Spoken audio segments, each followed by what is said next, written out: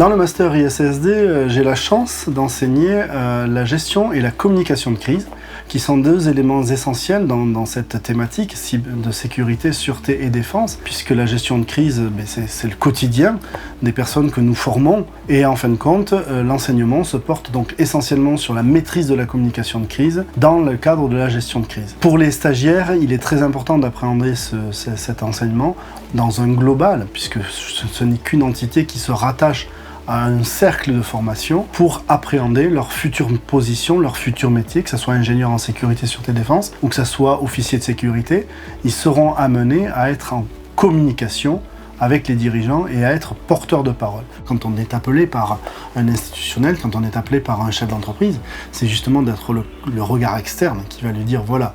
je ne vais pas te régler ton problème puisque le problème vient de vous et il va falloir trouver la solution en interne. Moi, ce que je vais faire, c'est orchestrer la chose pour que ça passe au mieux.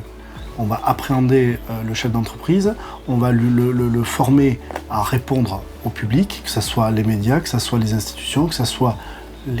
même ses salariés. Parce que quand on est dans une crise, on n'a pas ce côté abstractif qui nous permette justement de prendre le recul, de dire voilà, est-ce que ce que je fais c'est bien, est-ce que ce que je dis c'est bien. Et d'ailleurs en cours,